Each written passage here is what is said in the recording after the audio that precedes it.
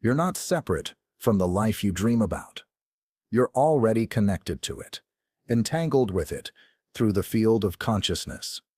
And that field, the one that's silently holding infinite versions of you, is waiting for a signal. But that signal isn't just desire. It's identity. It's who you claim yourself to be right now. There is a you already living the life you're chasing. That version doesn't live in imagination. It exists as frequency. And through the strange design of quantum entanglement, you're linked to it. Not later. Not once you fix yourself. Right now. Purr. If something in you just remembered this truth, type "I'm already entangled" in the comments. Not for me. For you. For the version of you who's ready to come online. And hit subscribe if this message doesn't just sound true, but feels true. That's your confirmation. Most people ask, is my dream life real? But that's not the real question. The real question is, why haven't I matched it yet? If life feels like it's stalled, if your goals feel unreachable, it's not because they're far from you. It's because the version of you running the show is still tied to fear, hesitation, and patterns of self-doubt. The moment you drop that version, truly drop it. Not in thought, but in energy. Everything starts to reconfigure. And here's what they don't tell you. Most people never figure this out. They spend their lives trying to build from the outside in. They hustle, they chase, they try to push their way into breakthroughs. And even when they find the spiritual path, they repeat the old mistake, trying to visualize a new life without letting go of the version of them that's entangled with the old one. That's why this isn't just another talk about the law of attraction. This is a dismantling of perception, a deep unraveling of false timelines. Because there's a point where two sacred principles collide: quantum entanglement and quantum jumping. Entanglement explains why your inner world shapes your outer one. It explains why your energy changes outcomes, why your subconscious isn't acting alone, it's broadcasting. You are signaling into the field at all times. And that signal, it's not your affirmations. It's not what you say when you're trying to manifest. It's your embodied frequency. It's the silent way your identity dances with possibility. Now, quantum jumping is something most misunderstand. It's not fantasy. It's not a shortcut. It's a recalibration, a shift in self that lets you move through layered timelines. Realities where different versions of you already exist, already succeeding, already thriving. And you've already felt these moments. That second where you made a decision and everything changed. That was a jump. The moment you saw yourself differently. Even for an instant, that was a shift. The deep feeling that you're meant for more. That's not daydreaming. That's your future self whispering through cracks in the field. Time isn't a line, it's a spiral. And just as you reach for a higher version of you, that version is reaching back. You are in a two-way loop, with the you that already made it, and the connection is live. That's the code. That's the mystery. The field doesn't require effort. It requires resonance. It responds not to wanting, but to who you're being. And so this is where we begin. Not with vision boards, not with hoping, but with a collapse, a breakdown of the false self, and a conscious step into the field where you're already free. Quantum entanglement isn't just science. It's a revelation. A truth so profound that even Einstein called it spooky. At the quantum level, two particles once linked remain connected, no matter the space between them. Change one, and the other responds instantly. That same principle isn't limited to particles. It extends to you, to your thoughts, your frequency, your future. If matter can behave like this, why can't your identity? You are not just a body moving through space. You're a field of consciousness, echoing across timelines. And just like those particles, you're entangled with versions of yourself who made different choices, versions that healed instead of avoided, spoke instead of stayed silent, acted instead of waited. You're not cut off from them. You're either vibrating in alignment or dissonance. And whichever frequency you're in, That's the life the field reflects back to you. Here's the distortion. Most people stay linked to the version of themselves that's still in survival mode, still bracing for the next disappointment, still clutching an identity built on fear, not because they want to, but because they were programmed to, conditioned through repetition, wounded by trauma, trapped in cycles so deep they've forgotten they can question them. And whatever version of you you're entangled with, you amplify. That's why people say, "I've tried everything, but nothing changes." It's not their desire that's broken. It's the signal. Their energy is still rooted in a version of themselves that doesn't trust, doesn't move, doesn't believe it can truly shift. And that's what the field is responding to. Not the words, not the rituals, but the embodied identity doing the observing. The quantum field doesn't respond to begging. It doesn't bend for hope. It doesn't move for affirmations alone. It aligns with coherence. And your coherence, your internal signal, isn't built in a single meditation session. It's built in the unseen moments. It's made of your posture, your choices, your habits, your responses. It's shaped by who you decide you are before anything changes. You collapse reality with every breath, every decision. But the real question is this: who is the one doing the collapsing? Most never ask. They visualize a new life, while living from the version of themselves that can't hold it.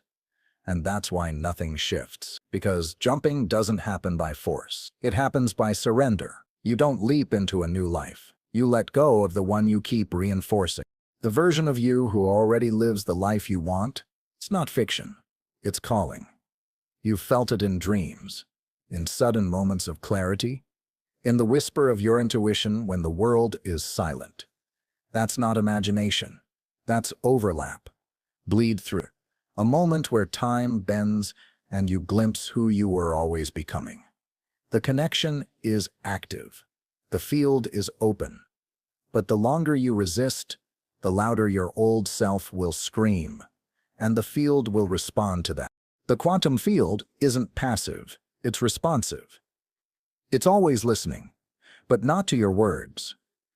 It listens to your essence, your core signal. And that signal is determined by who you believe yourself to be.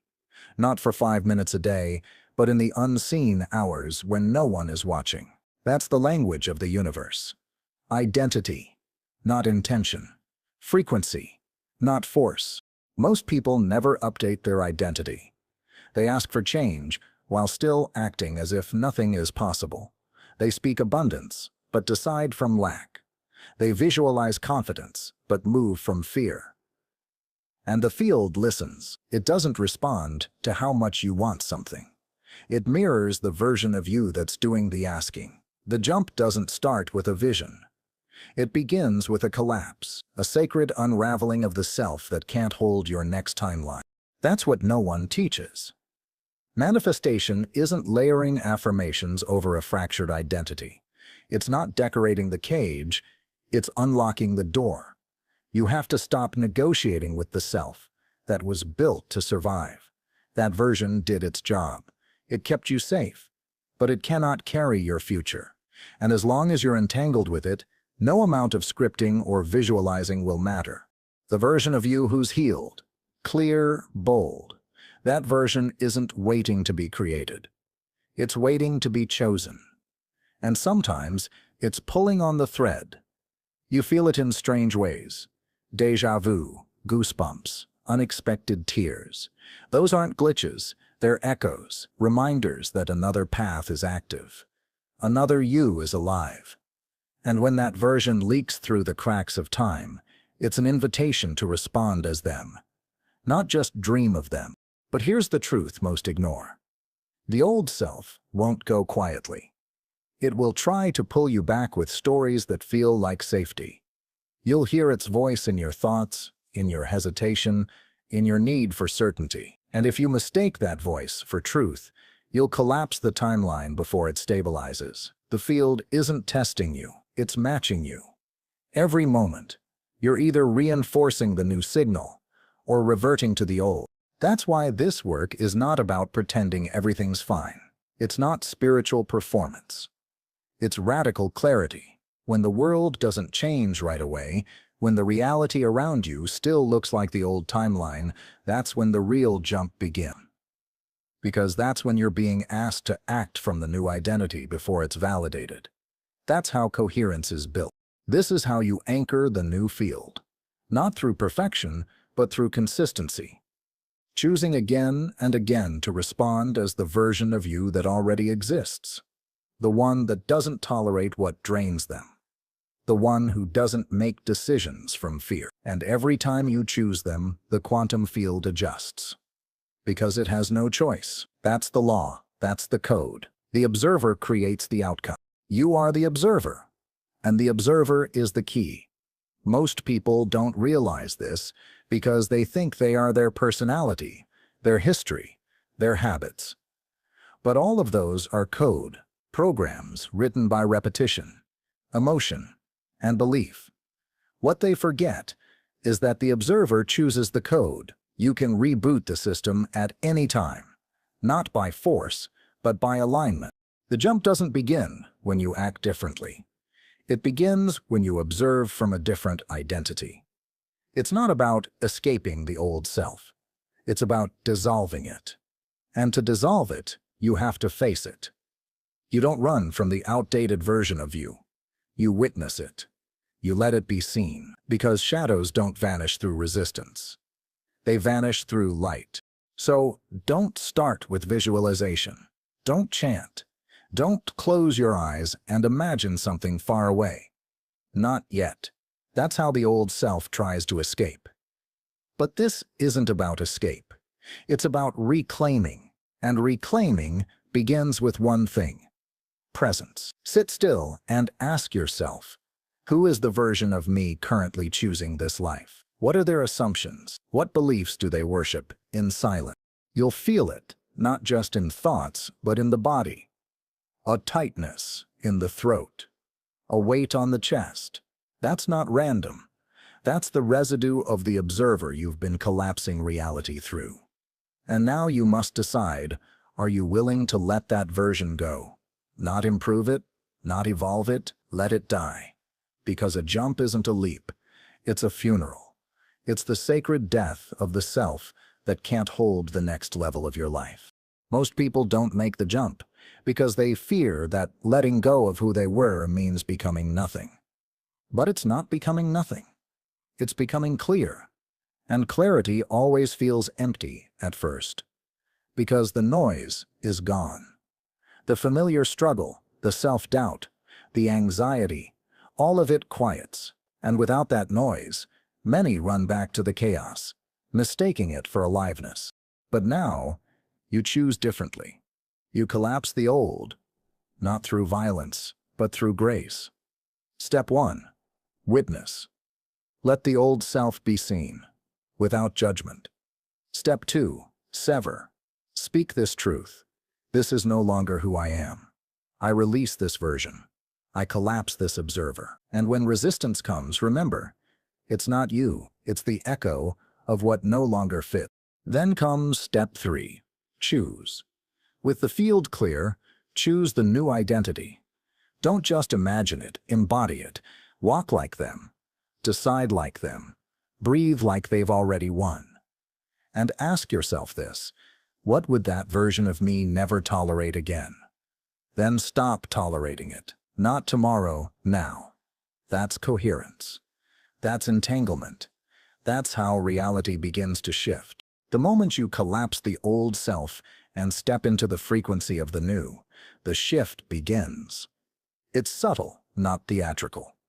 There are no trumpets in the sky, no fireworks, just something different in your nervous system, stillness, maybe, expansion, a soft click in the soul. You've changed, not in theory but in signal. And the field responds in kind. But now comes the part no one talks about. The recalibration. The jump is instant. Stabilizing the timeline is the real work, because for years, your body has been calibrated to the old frequency of fear, scarcity, overthinking, smallness. So when you install a new observer, the system trembles, Not because it's wrong, but because it's different. And difference feels like danger to the nervous system, trained by survival. You'll feel it. The noise. The old patterns trying to claw their way back.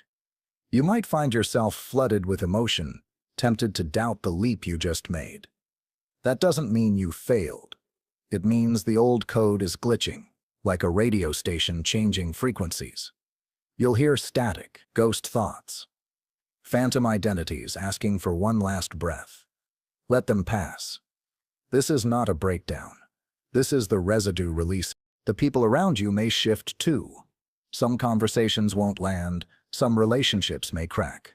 You didn't reject them, your signal simply changed. They were tuned to the older version of you, and now that you're broadcasting a new frequency, it's natural for the old ones to fade. Don't chase what's falling away. Let it. It's not loss, it's alignment. The biggest trap during this phase is misinterpreting discomfort as failure.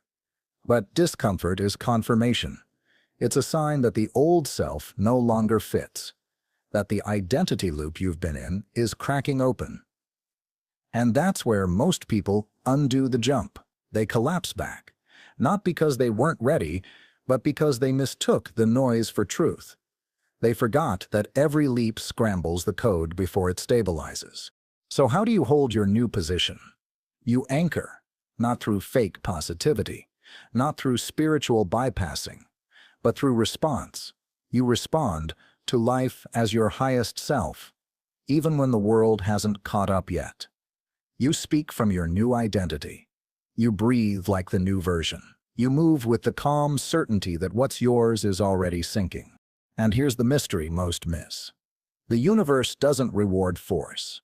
It reflects consistency. The field listens to what you reinforce, not with words, but with embodiment. So instead of asking, why hasn't it shown up yet? Ask, who have I been being today? Because the jump becomes real, not in the moment you leap, but in the moments you remain. You made the jump. Maybe you didn't feel lightning strike. Maybe there were no sudden miracles. But something shifted. The old identity cracked. The grip of the past loosened. And a new frequency took root. You may still wobble. You may still question. But the field already noticed. A new observer has stepped in, and reality has begun its rearrangement. This is the part where most return to sleep. They wait for confirmation before they claim the shift. But you must do the opposite. Claim the shift before it confirms itself. When the bank account still looks low, when the relationship still feels distant, when nothing external has validated your change, but you know it happened, that's when the field stabilizes. That's when coherence becomes unshakable. You don't fake it. You feel it until it becomes real. Each choice from the new identity reinforces the new entanglement. Every time you stop reacting from fear and instead respond with clarity, you rewrite the code. You stop negotiating with limitation. You stop collapsing back into the voice that says, "You're not ready." And when that voice no longer gets airtime, reality has no choice but to update its mirror. Ask yourself this: what is one small decision I can make today that only my future self would make? Not a massive leap, just one aligned shift. One refusal to tolerate what no longer fits. One moment of coherence. That's all it takes. Because each act is a broadcast, a new pulse sent into the field. This is who I am now. And the universe listens. Now we go deeper. We don't just visit this frequency. We live here. We breathe here. We recalibrate every room we enter. This is quantum living, not a trick, not a technique, but a state of being. One where each breath reaffirms the collapse of the old and the embodiment of the true, where every reaction becomes a choice, every emotion becomes information, every challenge becomes a test of the signal. And one day, soon, you'll look around and realize you're no longer pretending. You're no longer faking confidence, rehearsing worthiness, or chasing the future. You've become the version of you that used to feel like a dream. Not because you forced it, but because you stopped feeding the version that couldn't hold it. This is the full circle. The observer has changed. And now, the world will... So, before we close, I'll ask you one last thing. What new reality are you ready to embody? Not what you hope for, but what you know is already yours. Speak it. In the comments. In your heart. In your breath. Not as a wish, but as a declaration.